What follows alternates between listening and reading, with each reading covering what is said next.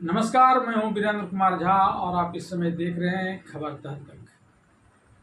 आज भारतीय जनता पार्टी ने पहली बार अपनी नेता के बल पर बिहार में सरकार का गठन कर लिया है और इसे वह एक कीर्तिमान की तरह देख रही है।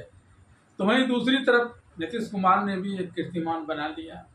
वह यह कि अब तक पीएम मोदी और अमित शाह की जोड़ी जिन जिन राज्यों में भारतीय जनता पार्टी को अपना मुख्यमंत्री चुनना होता था, वहाँ इस तरह से वह मुख्यमंत्री के चेहरे को चुनती थी जो सबको चौंका जाती थी। विपक्षी राजनीतिक दलों को भी और अपने गठबंधन के घटक दलों को भी और जनता को तो खैर चौंकाती ही थी।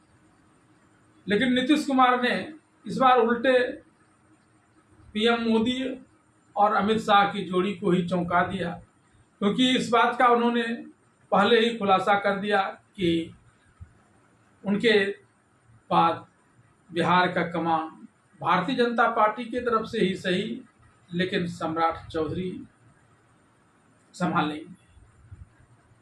और इस तरह से चौंकाने का काम इस बार भारतीय जनता पार्टी ने नहीं, नीतीश कुमार ने किया।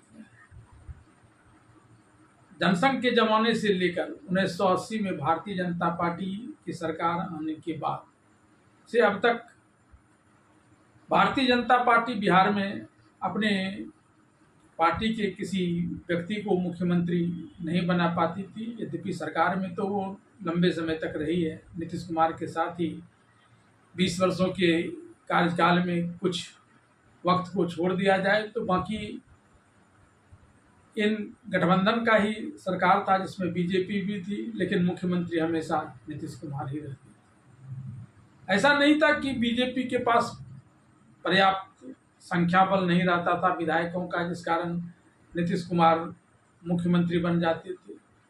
दरअसल नीतीश कुमार कोई न कोई लंगड़ी लगा देते थे जो बीजेपी को बाध्य कर देती थी कि वह हार पार कर नीतीश कुमार को ही मुख्यमंत्री बनाए गठबंधन का।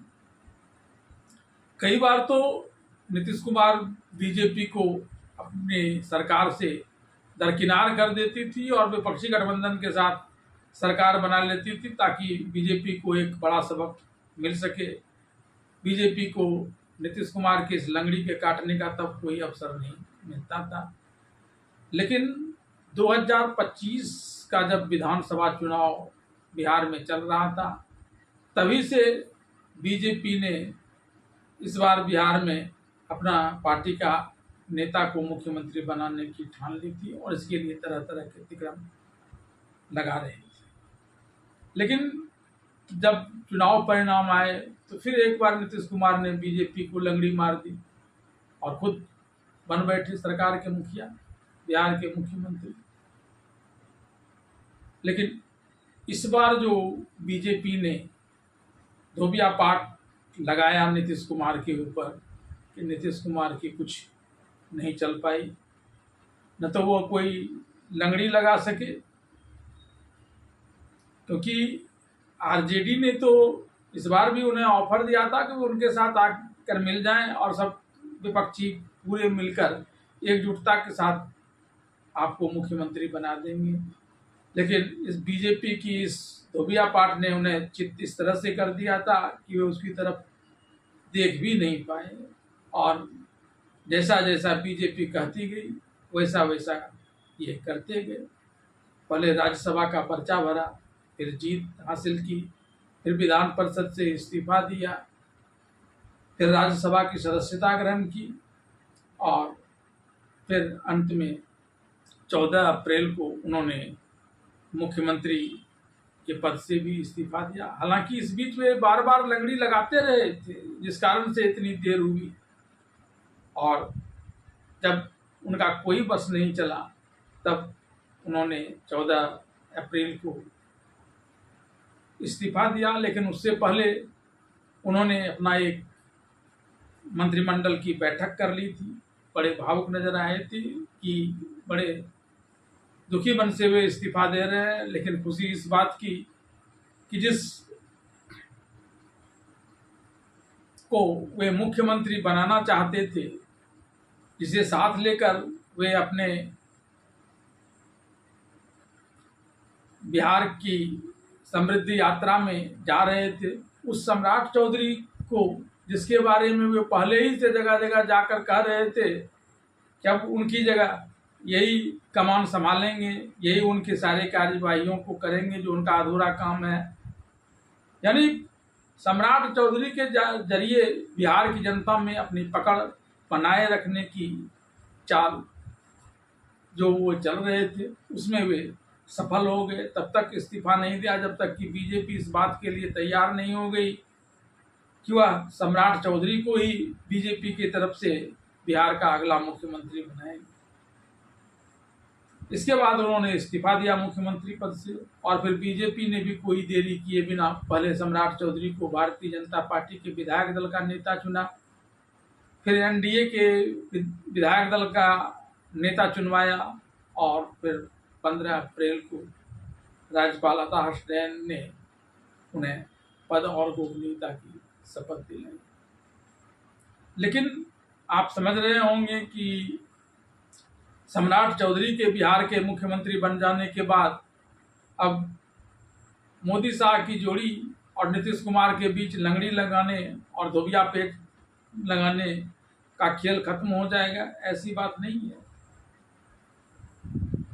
पहले तो नीतीश कुमार ने निशांत कुमार को कोई पद नहीं लेने दिया, ताकि बिहार की जनता के बीच वे इस बात को फैला सकें कि वे अपने भाई भतीजावाद नहीं करते हैं और जनता के साथ खड़े हैं।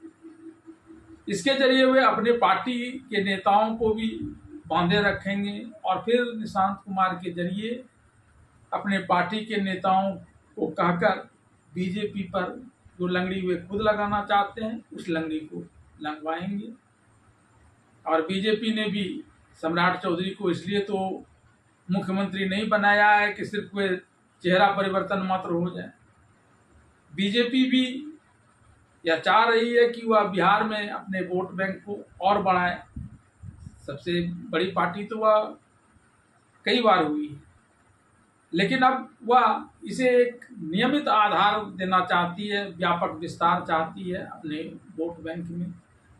और इसके लिए भले ही नीतीश कुमार को कुछ हानि भी हो जाए, उनकी जेडीयू को कोई हानि भी हो जाए, तो कोई आश्चर्य की बात नहीं। सम्राट चौधरी अभी तो कह रहे हैं कि वे नीतीश कुमार के निर्देश के अनुसार काम करेंगे, लेकिन अगर निर्देश के अनुसार काम करेंगे तो फिर मोदी और शाह की जोड़ी के फरमान का क्या होगा? और मोदी और शाह के हर फरमान को मानकर भला कोई बीजेपी का भी मुख्यमंत्री कहीं काम कर सकता है? यह बात दिगर है कि सम्राट चौधरी मूलतः भाजपाई नहीं है। इन्होंने आरजेडी से अपनी राजनीति की शुरुआत की, जेडीयू में गए और तब ये बीजेपी में आए। लेकिन इसका मतलब यह नहीं है कि बीजेपी उन्हें कोई खुली छूट छोड़ देगी।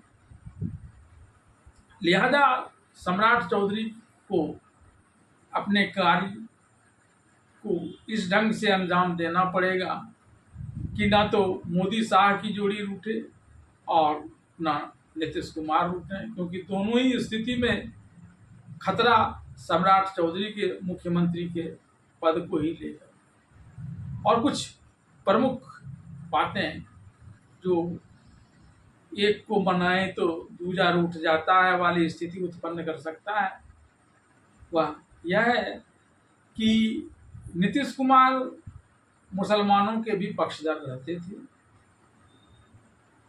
दलितों अति दलितों के भी पक्षधर रहते थे।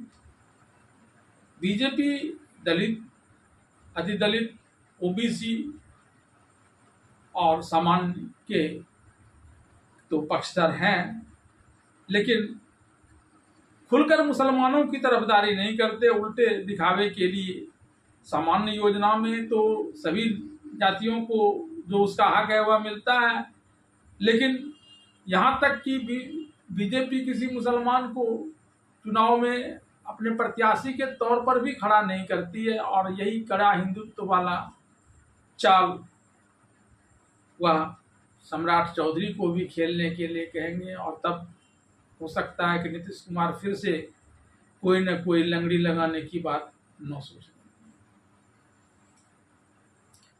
इसके अलावा और भी कई मुद्दे हैं जो दोनों के बीच कलह उत्पन्न कर सकते हैं।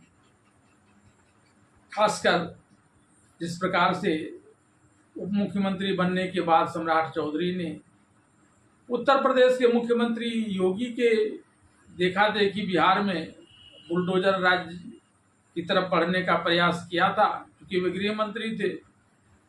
लेकिन तब ऐसा प्रतीत होता है कि नीतीश कुमार के कहने पर उन्होंने बाद में इससे तौबा कर ली, क्योंकि इससे नीतीश कुमार को यह खतरा लगने लगा होगा कि इससे योगी की धाक बिहार में जम जाएगी।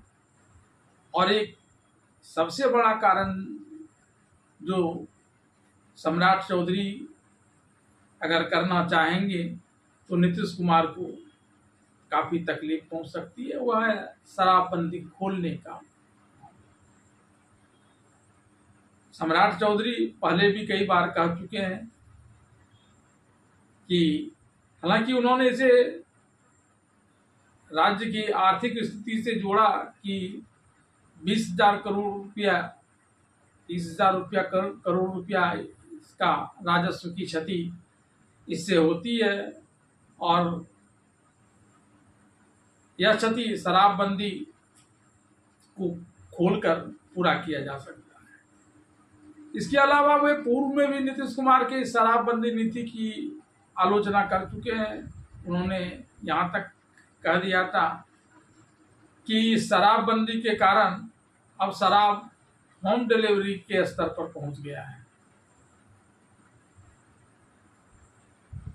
तो ये अगर फिर से शराबबंदी खोलना चाहेंगे, हालांकि 2025 के चुनाव के दौरान भी यह मुद्दा उठा था और नीतीश कुमार के सुर कुछ नरमाए थे, लेकिन जहां तक लंगड़ी लगाने की बात है तो यह मुद्दा भी उन्हें एक मौका दे सकता है।